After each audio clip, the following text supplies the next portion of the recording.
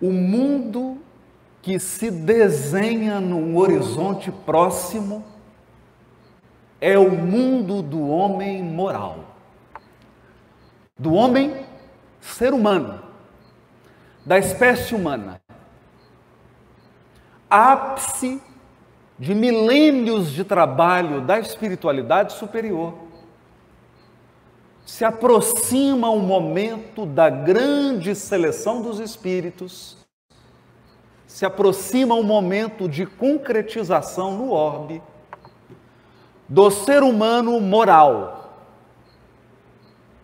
aquele capaz de reunir todos os potenciais divinos instaurados por Deus na sua consciência profunda e convertê-los em ação efetiva no bem comum. E é sob essa perspectiva que nós gostaríamos de sobrevoar as leis morais da terceira parte do Livro dos Espíritos, falando a linguagem dos dias atuais. Já na primeira das leis, ou no primeiro capítulo das leis morais, dizem os Espíritos que a adoração consiste na elevação do pensamento a Deus. Pela adoração, o homem aproxima sua alma de Deus. E então, essa é a questão 649. Então, na 652, os Espíritos dizem: a adoração faz parte da lei natural, pois resulta de um sentimento inato do homem, de um sentimento. E na 653 dizem: a verdadeira adoração é a do coração. Em todas as vossas ações, lembrai-vos sempre de que o Senhor vos observa. Portanto, nós trazemos no mais profundo da nossa consciência espiritual a capacidade de buscar a luz de Deus e de realizar a fotossíntese da alma, convertendo a luz divina em florescimento da alma. Tal como uma planta que se orienta e busca o alto e converte essa conexão e converte essa relação com Deus em verdor, em flor e em fruto. Quando compreendemos essa realidade imutável, porque lei natural, porque lei divina, nós nos recordamos daquele diálogo de Jesus com o doutor da lei. Por que me chamas bom? Bom só há um, que é o Pai. Só há um, que é o Pai. E dirá Humberto de Campos, no capítulo Fidelidade a Deus, do livro Boa Nova, psicografado por Francisco Cândido Xavier, que a grande busca da criatura humana é a busca pela relação com Deus.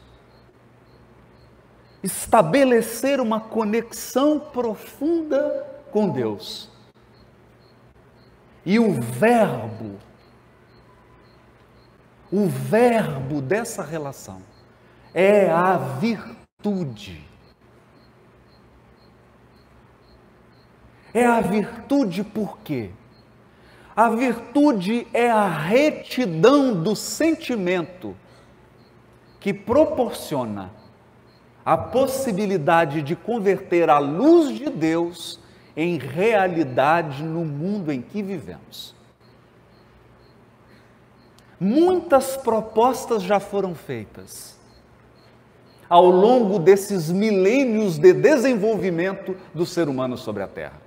Dentre elas, a proposta do homem autossuficiente, do iluminado autossuficiente. Acontece que o iluminado autossuficiente não é capaz de abarcar o mundo inteiro com o seu amor. E nenhum rio, por maior que seja, é capaz de permanecer fluindo se desconectar-se da fonte. A fonte do amor, a fonte do bem é Deus. A alma, por mais bondosa, por mais caridosa, se perde a conexão com a fonte divina, falta-lhe combustível para permanecer fazendo bem. É por isso que encontramos tantas almas na transição planetária exaustas, exauridas, combalidas. Tanto amaram, tanto se doaram, que não encontram mais forças dentro de si para permanecerem no amor. É que o primeiro ponto, e é por onde começam as leis morais, é a lei de adoração. A lei de adoração é fazer com que todas as nossas possibilidades, todos os nossos potenciais divinos estejam plugados na fonte inesgotável da divindade. Essa conexão profunda, indizível, se expressa em permanente sentimento de amor, permanente ação no bem. E aqui surge o primeiro conjunto de deveres da criatura, que poderíamos dividir em 3. E é sob essa ótica que gostaríamos de refletir sobre as leis morais e sobre o homem moral do futuro. O ser humano moral do futuro é alguém que cumpre 2 deveres inevitáveis, inadiáveis, inegociáveis. O dever para com Deus, o dever para consigo mesmo e o dever para com o próximo. Nos deveres que competem à criatura para com Deus estão a adoração, a lei de adoração. Porque aquilo que focaliza, aquilo que polariza os nossos propósitos, os nossos anseios, as nossas emoções, representam aquilo que nós nos tornaremos. Nós nos tornamos aquilo que adoramos. Porque é da lei que onde estiver o vosso tesouro, estará o vosso coração. Nós nos assemelhamos a tudo aquilo a que damos valor. Nessa linha de raciocínio, quando um coração focaliza a luz divina e busca aproximar sua alma de Deus, com o correr do tempo, essa alma se torna divina, porque estabelece uma relação em que as palavras-chave são fidelidade, lealdade e confiança. Por isso que dirá aos Espíritos, na questão 659, a prece é um ato de adoração. Orar a Deus é pensar nele, é aproximar-se dele e pôr-se em comunicação com ele.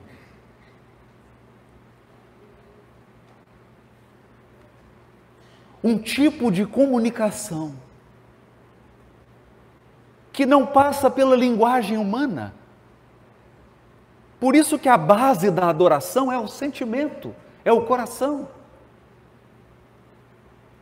E quem penetrou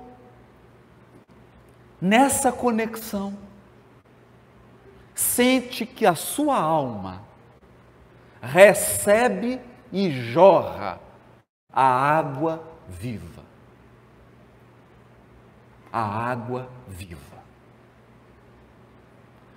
Todas as nossas relações dependem dessa relação básica.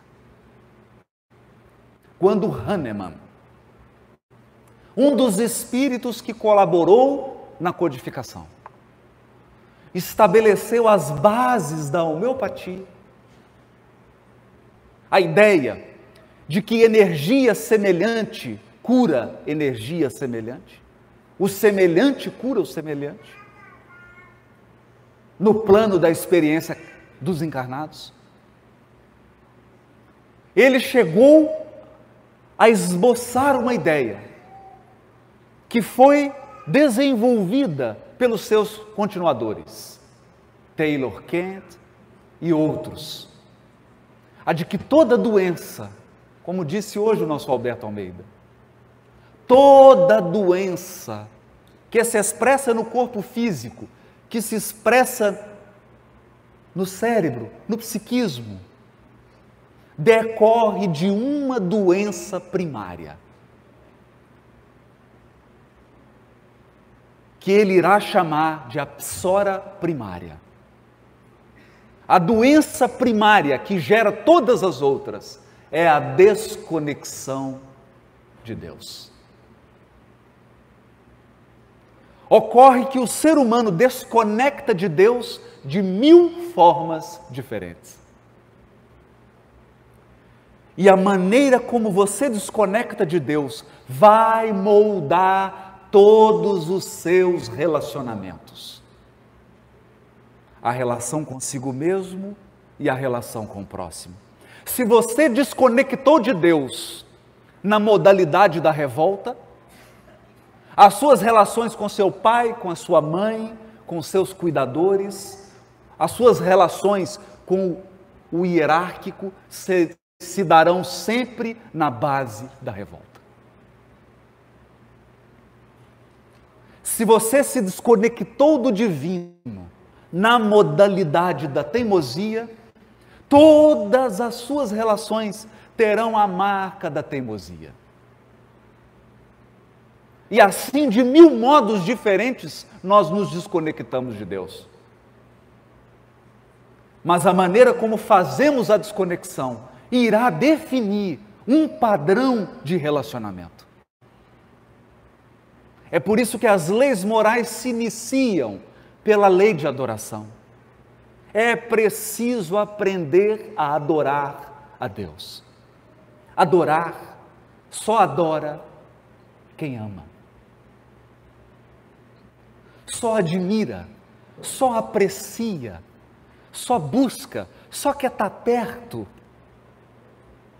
Ou, se preferirem, lei da tietagem.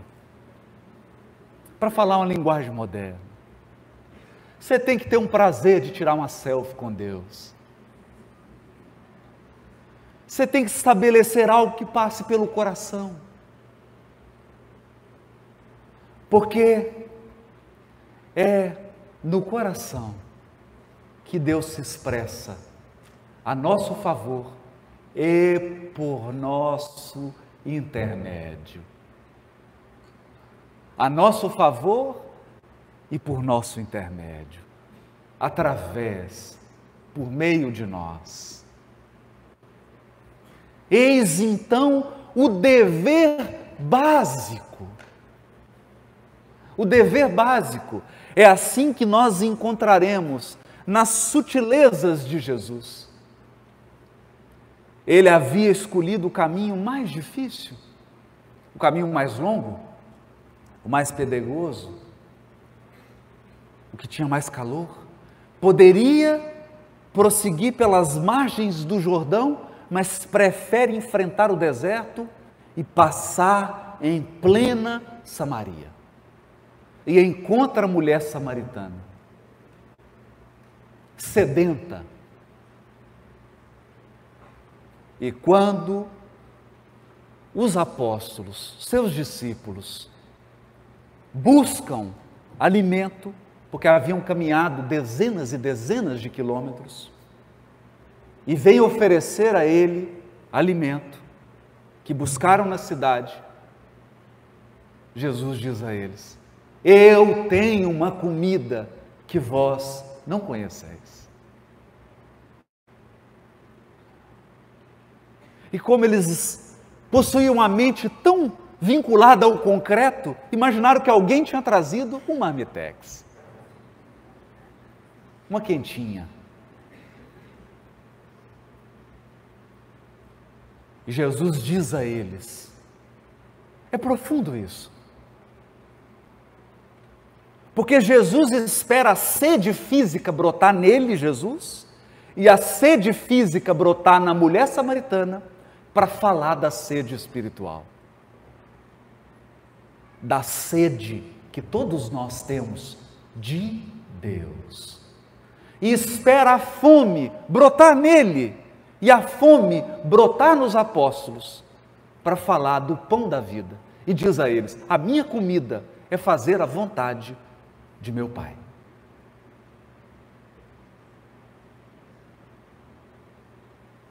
Mostrando que aquela alma, a alma que governa o orbe inteiro, tem seu alimento mais precioso na relação de fidelidade, lealdade e confiança com Deus.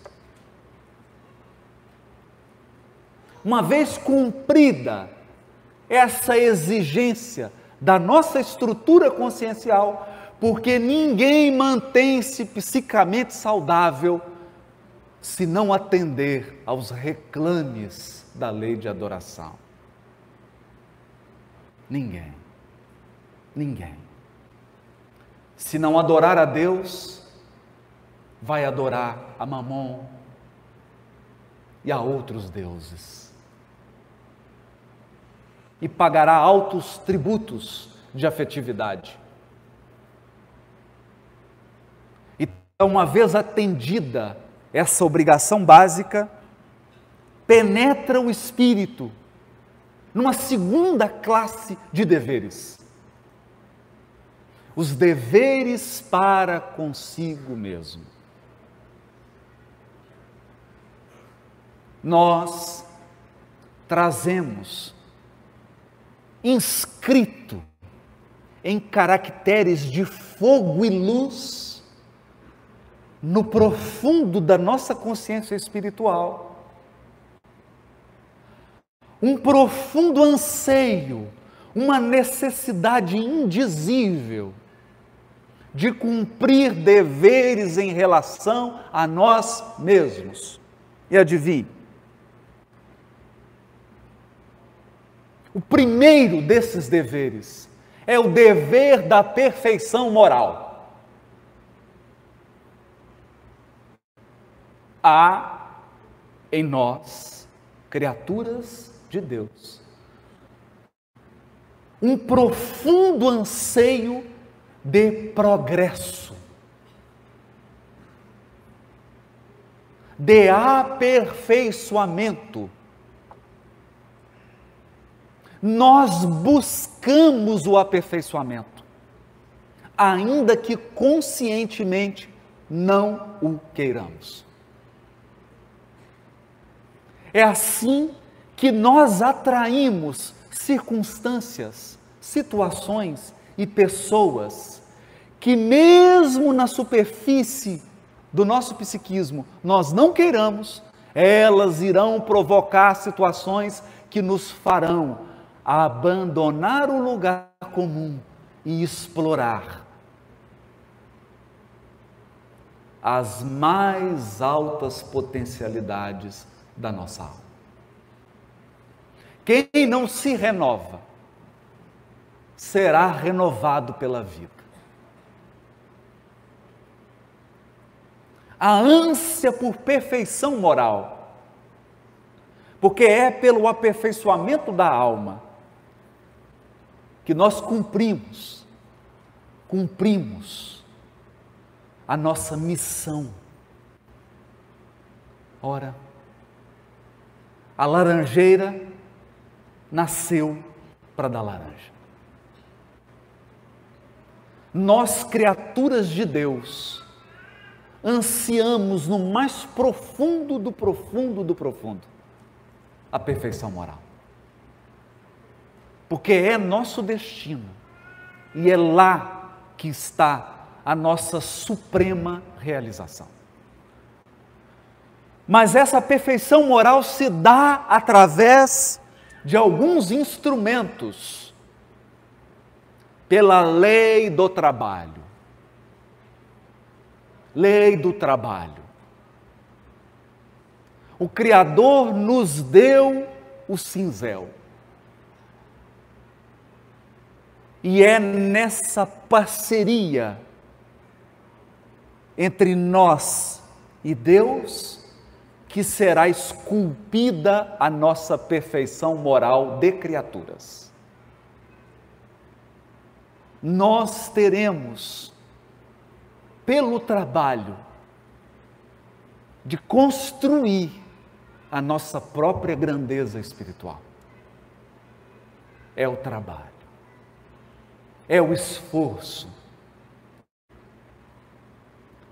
O trabalho e o tempo de trabalho irão definir a nossa localização nos degraus da evolução espiritual.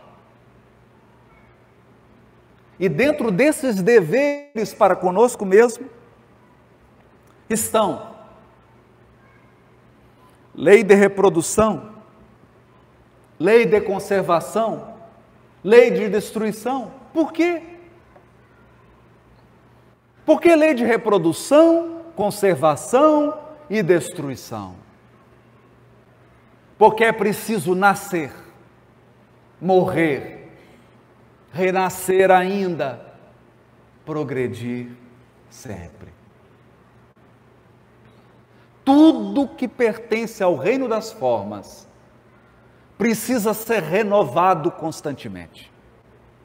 Então nós recebemos um corpo físico como um empréstimo temporário, uma forma temporária de expressão no mundo, que um dia foi criada, mas um dia será destruída,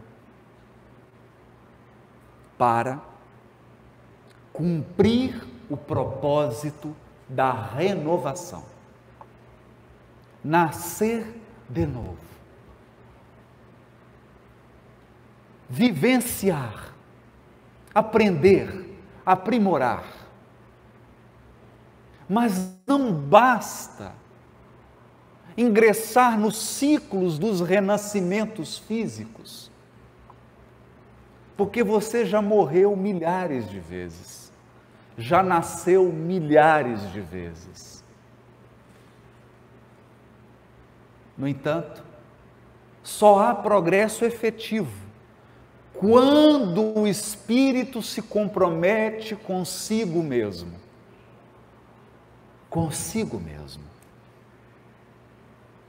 Por isso dirá Emmanuel: ninguém estrague o teu dom de renovar a vida. Nós somos co-criadores. Nós estabelecemos formas, instrumentos, exercemos o nosso potencial divino e a nossa criatividade. Mas uma vez esgotadas as possibilidades de crescimento, nós adentramos em novas situações, novas circunstâncias, novas propostas, porque o espírito precisa co-criar, precisa crescer. Se nós retirarmos de uma criatura de Deus a possibilidade ou o horizonte do futuro,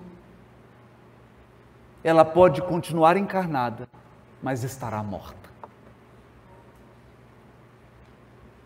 O ser humano suporta as maiores adversidades: frio, calor, fome, sede, solidão, mas ele não tolera a ausência do futuro. Ele não suporta a falta de um horizonte. E aqui eu gostaria de chamar a atenção para a missão dos espíritas e para o papel do Consolador prometido.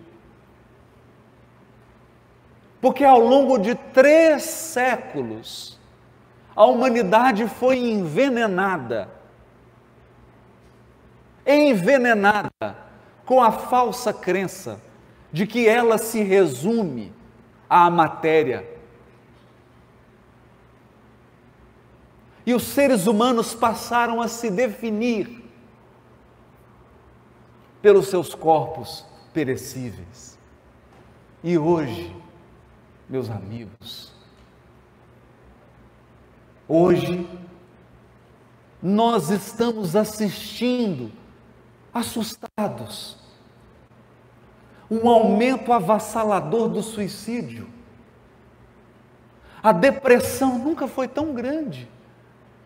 É difícil você não ter na família, no ambiente de trabalho, alguém que só dorme com o auxílio de um remédio.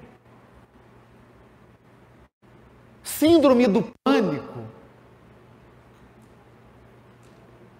adoecimento emocional, psíquico. Por quê? Porque as criaturas foram educadas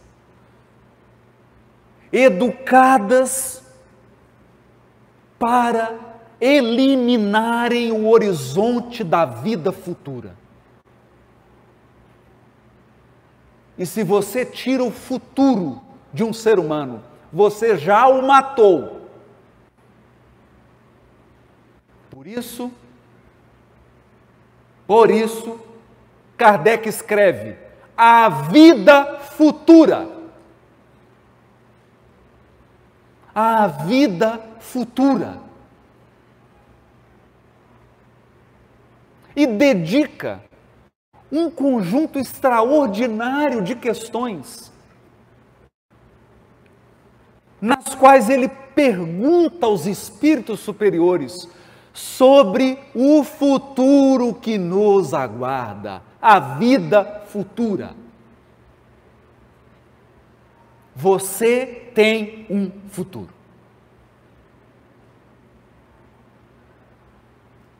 Há um porto seguro te aguardando. Ou usando as palavras da palestra do Alberto Almeida, da parte da manhã, nós não somos andarilhos, nós somos peregrinos. Porque nós sabemos o que nos aguarda. A fé no futuro. A fé inabalável no futuro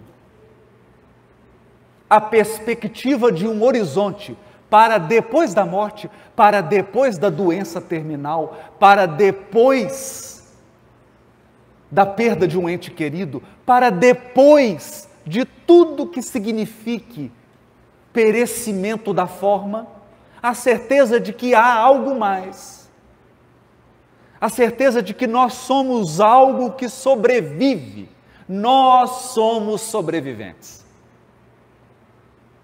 É a única força capaz de nos tornar verdadeiramente humanos. Humanos no sentido mais pleno da expressão. Seres humanos completos, integrais. Seres humanos unificados, em paz. Em paz. Com as emoções, com os desejos, com os propósitos, com os valores. Não é pouco. Não é pouco. O mundo dos vivos estendeu as mãos ao mundo dos que vão morrer. O mundo dos vivos estendeu as mãos para o mundo dos que vão morrer, ensinando-nos que a morte é uma travessia. É só transpor a margem de um caudaloso rio. É só mudar o veículo de expressão da consciência, da alma. E isso possui um profundo impacto na nossa identidade. Porque você vive na exata medida de quem você pensa que é. A sua identidade define o tamanho e a qualidade da vida que você vive. Porque você só vai viver aquilo que você acredita que é. Você só vai permitir que entre na sua vida aquilo que está em sintonia com a identidade que você escolheu. Portanto, se você se identifica plenamente com um corpo perecível, você é um morto-vivo. A sua identidade é de um morto-vivo. E um morto-vivo vive uma vida que é meio morte, meio vida. Então surge o Consolador prometido, resgatando a essência do Evangelho do Cristo e nos diz: irmãos, nós somos imortais. Essa é a sua identidade. Você é imortal. Então, ame como um imortal. Ame, sabendo que aquele ente querido que morreu te aguarda. Então permaneça amando e aguarde pacientemente o reencontro. Se você está à véspera de morrer, se chegou sua hora, e acredite, vai chegar a hora de todo mundo. É a única notícia ruim que eu queria dar hoje. Até fizemos uma lista. Tem a lista aqui da ordem dos que vão desencarnar. Depois, se você quiser saber qual que é a sua colocação na lista, eu não aconselho. Mas se chegou sua hora, então morra como um imortal. Morra como um imortal. atravesse essa porta, sabendo que você mudará apenas o veículo de expressão. E assim, se a sua identidade é de um imortal, as suas escolhas serão de um imortal. Você dará significado às coisas como um imortal dá. Tudo assumirá um novo sentido e você terá cumprido o dever para consigo mesmo, porque você não merece nada menos do que a imortalidade. Nada menos do que a imortalidade. Ora, mas diria o sábio judeu: se eu não pensar em mim, se eu não for por mim, quem será? Se eu não for por mim, quem será? Se você não cumprir os deveres para consigo mesmo, quem irá cumprir? Se você não assumir um compromisso de perfeição moral, de aperfeiçoamento e de progresso espiritual, quem assumirá? Se eu não for por mim, quem será? Mas se eu for apenas por mim, o que serei eu? O que serei eu se eu viver uma vida só para mim? Então você poderá estabelecer a maior conexão com Deus, poderá cumprir todos os seus deveres para consigo mesmo.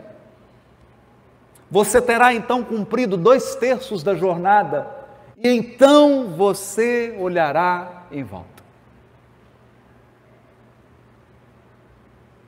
e verá que ao seu redor há o outro.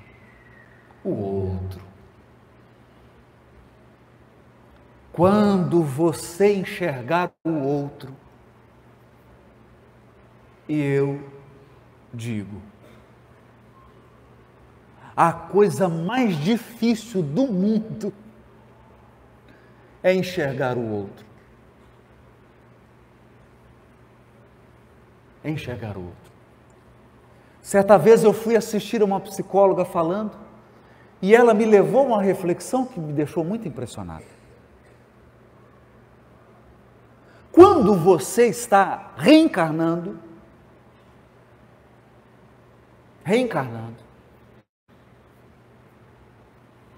você reduz seu perispírito e fica de um tamanho adequado, bastante adequado, e você é colocado numa banheira de hidromassagem. O útero materno, uma água quentinha, um cordão umbilical,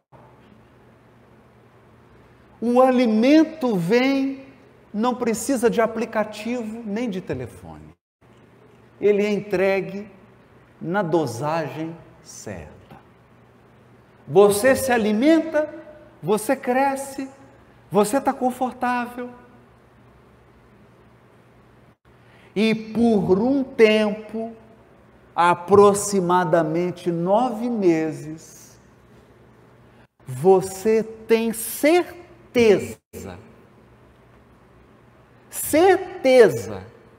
que a sua mãe é uma continuação de você.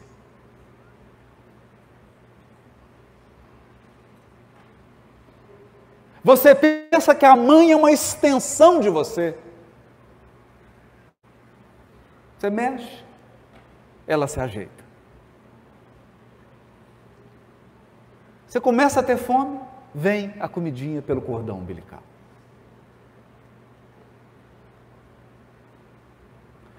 Nascer, então, é um desafio. Porque quando o bebê é retirado do útero, ele terá que aprender agora uma lição desafiadora. E por algum tempo ele terá dificuldade em aprender essa lição. A lição de que a mãe é outra pessoa. Então ele nasceu daquele frio, vem essa turma da medicina, tira a gente, põe de cabeça para baixo, corta o cordão umbilical. E você fala, alguma coisa está errada. Então você chora. Você tem fome e chora. Só que a comida não vem mais instantânea.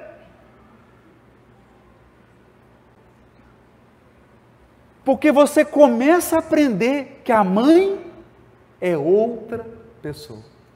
Acontece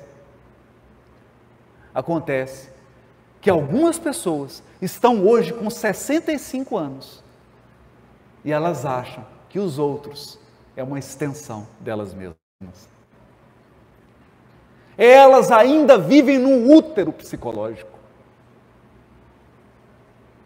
Elas ainda creem que no mundo existem ela e a extensão delas.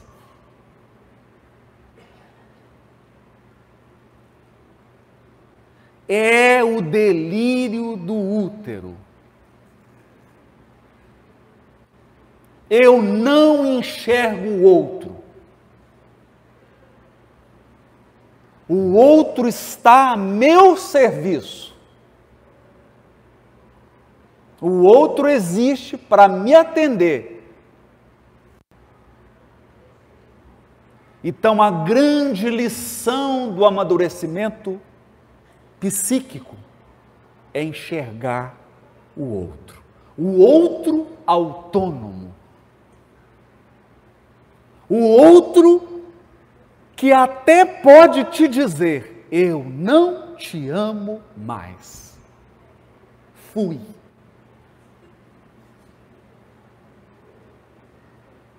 O outro que pode te dizer, não quero ir. Mas está tão bom, eu preparei o jantar, não vou. O outro que é o outro. Nessa hora de amadurecimento, nós nos damos conta da terceira classe de deveres da consciência espiritual. Os deveres para com o outro. E temos aqui algumas leis. Lei de sociedade. Lei do progresso. Lei de igualdade. Lei de liberdade. Lei de justiça, amor e caridade. Vejam que todas são leis, nos dizendo, o outro é o outro, não é você. O outro não é uma extensão de você. Então, lei de liberdade significa, o outro é livre, tanto quanto você.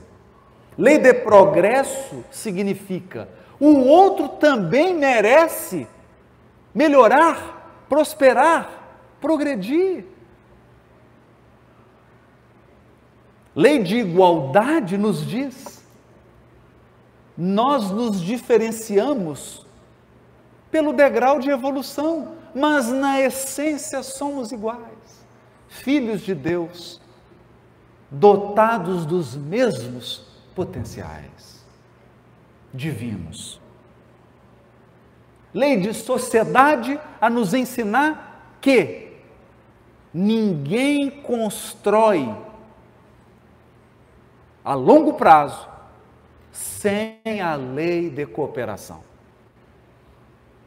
Lei de sociedade significa, enquanto estamos aqui partilhando as luzes do Consolador prometido, pessoas nesse momento estão trabalhando na Companhia de Energia Elétrica de Roraima para que essa luz chegue aqui.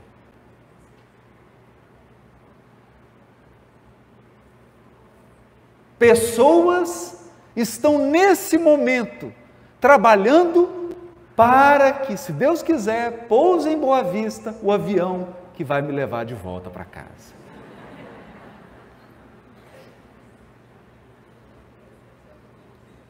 Lei de sociedade significa nós, na linda tarefa da permuta, da doação, da partilha, Nós partilhamos para multiplicar.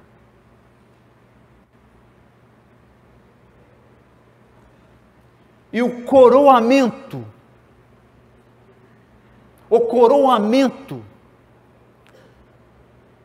das leis morais. Lei de justiça, amor e caridade. Justiça porque significa retidão moral, retidão do sentimento, retidão das intenções. Os Espíritos dizem assim: Deus julga as nossas intenções. É mais profundo do que você ser medido pelos atos. Porque eu posso te dar o pão com a intenção única e exclusiva de te humilhar.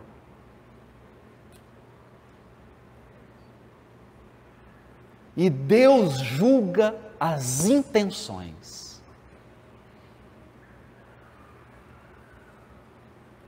Os profundos propósitos que moveram nossas almas. Então, justiça é retidão das intenções, retidão do propósito, retidão do desejo, retidão do sentimento, retidão que lembra a planta rompendo a semente, rompendo o solo e subindo em direção à luz. Mas só encontra combustível para ser moralmente reto quem está em conexão com Deus. Então, a suprema justiça implica suprema comunhão com Deus. E só pode ser reto moralmente quem cumpriu os deveres para consigo mesmo. Nessa hora, eu aplico a retidão, a igualdade, a fraternidade, a liberdade, o equilíbrio na vida em sociedade. Na vida em sociedade. Percebe? Nós caminhamos para um novo futuro. O Superior Tribunal de Justiça, o STJ, está incentivando uma corrente do direito agora que se chama o direito fraterno. Imagina isso. O direito fraterno.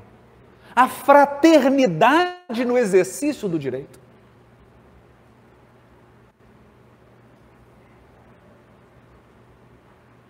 Isso significa trazer retidão para a justiça humana. E a partir da retidão de intenções, de propósitos, de sentimento e de pensamento, nós caminhamos para a suprema permuta que é o amor. O amor. O amor é a força que equilibra o universo inteiro. A força que equilibra o universo inteiro. O amor é o alimento das almas. A alma que se permite viver à margem do amor apresenta os sintomas da anemia espiritual. Anemia espiritual que pode se expressar, na depressão, na síndrome do pânico, no vazio existencial, na vontade de suicidar-se. Porque quando falta ao espírito os nutrientes do espírito, ele não tem forças para decidir, ele não tem forças para se mover.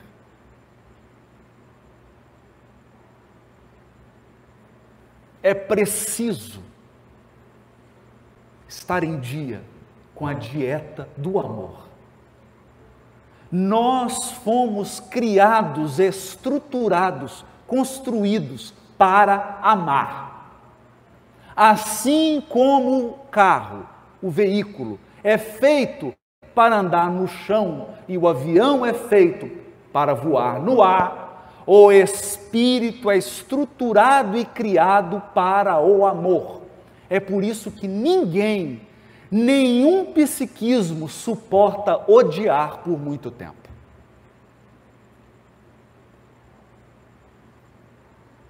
Se você odeia por muito tempo, você adoece.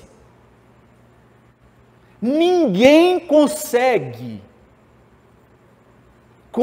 manter a mágoa por muito tempo, porque ela acaba com o seu corpo físico e ela estiola o seu psiquismo. Nós não fomos feitos para odiar. Nós não fomos feitos para ter rancor. Nós fomos feitos para amar. E completando a tríade, caridade. Porque caridade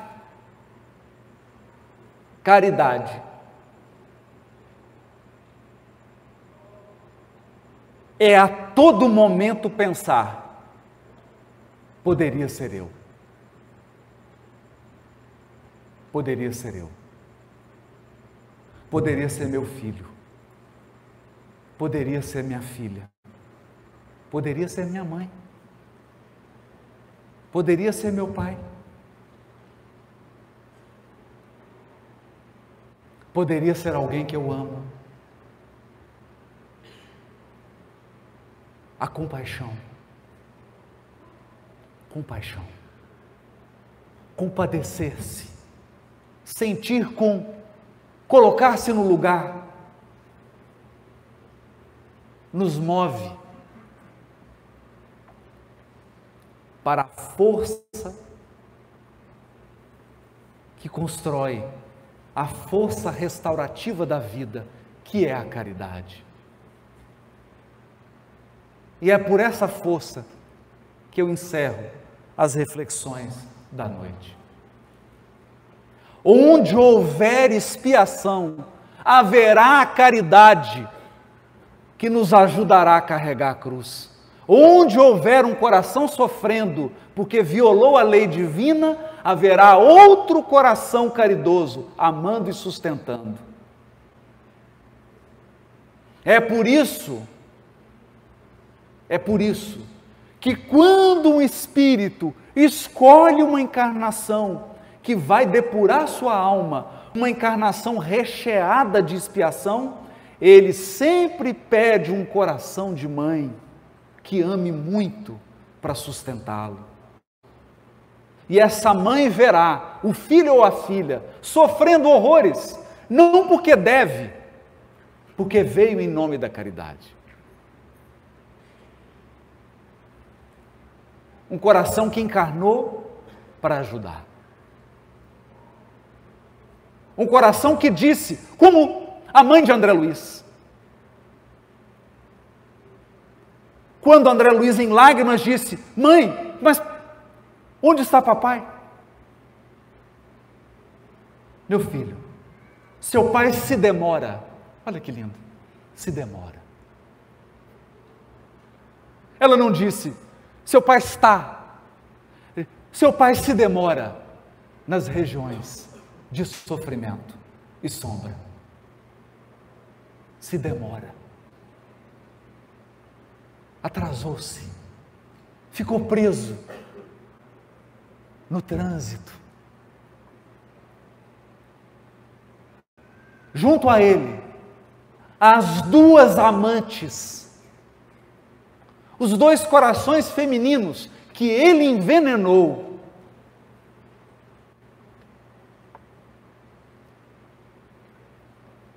E então, na perplexidade, André Luiz, na perplexidade, e o que será? E a fala da caridade, que é sempre a fala da presteza. Enquanto a má vontade reclama e apresenta defeitos, a caridade encontra soluções. Ela diz: já está tudo solucionado, meu filho. Eu voltarei, o receberei novamente como marido, e as duas amantes como filhas do meu coração.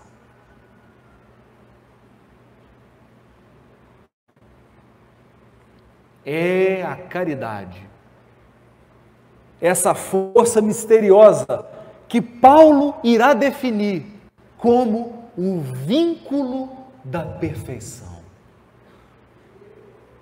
O vínculo da perfeição. A caridade é uma ponte que nós construímos entre Deus e a dor humana. Deveres para com Deus, deveres para conosco, deveres para com os nossos semelhantes. Esse será o novo Homo sapiens, o novo habitante da terra, o ser humano de bem, o ser humano moral, que coloca tudo, toda a sua inteligência, todo o seu talento e todos os seus recursos a serviço do bem comum. Do bem comum. Muito obrigado. Que Jesus inspire, guie e molde, modele os nossos propósitos. Muito obrigado.